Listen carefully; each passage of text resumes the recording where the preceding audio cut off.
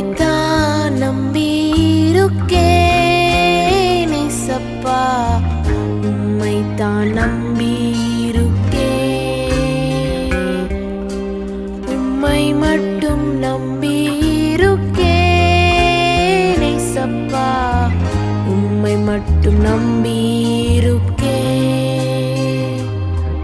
லூக்கா 1ஆம் அதிகாரம் அதனுடைய 34வது வசனத்தினுடைய நடுப்பகுதி, இது எப்படி ஆகும், இது எப்படி ஆகும்.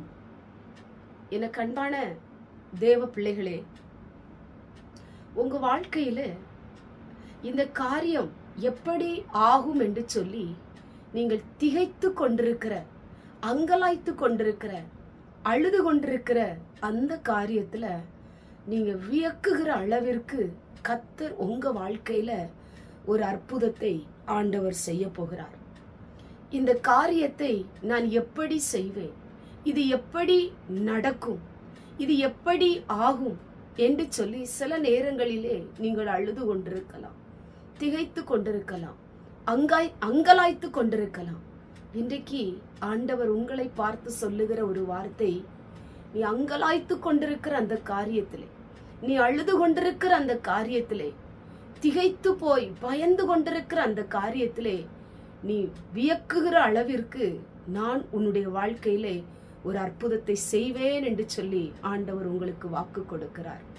கடன் பிரச்சனையை நினைத்து நீங்கள் திகைத்து கொண்டிருக்கிறீர்களா?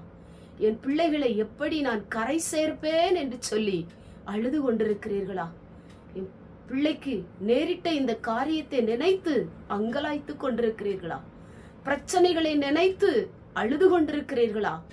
கண்பான தேவ பிள்ளையே, இயேசு இன்றைக்கு உன் இருதயத்தை பார்க்கிறார். உங்களுடைய முகத்திலிருந்து வருகிற கண்ணீரை அவர் பார்க்கிறார். உங்களுக்கு ஏற்ற நேரத்துல கர்த்தர் ஒரு உதவியை உங்களுக்கு செய்ய போகிறார். எப்படி ஆகும் என்று நினைத்து கொண்டிருக்கிற அந்த காரியத்துல இது எப்படி நடந்தது என்று வியக்கத்தக்க அளவிற்கு உங்க வாழ்க்கையில ஒரு அற்புதத்தை செய்ய போகிறார். சொந்து போகாதீங்க, நம்பிக்கையோடு இருங்க.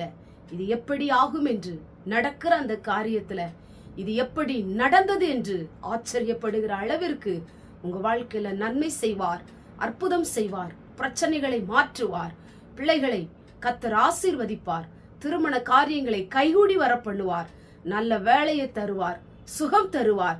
இன்றைக்கே ஒரு அற்புதத்தை செய்வதற்கு அவர் ஆவலோடு கூட கர்த்தர் இருக்கிறார். நிச்சயம் உங்க வாழ்க்கையிலே வியக்கத்தக்க அளவிற்கு ஒரு அற்புதம் நடக்கும். கண்களை மூடி ஜெபம் பண்ணுவோம்.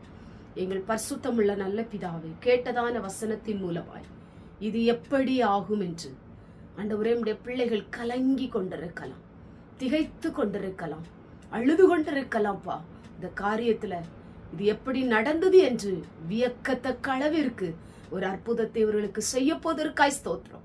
இந்த வார்த்தை கேட்டுக்கொண்டிருக்கிற ஒவ்வொருடைய காரியங்களும் ஆச்சரியப்படுகிற அளவிற்கு நடக்கட்டும். இயேசுவின் மூலம் செபிக்கிறோம் பிதாவே, ஆமென்.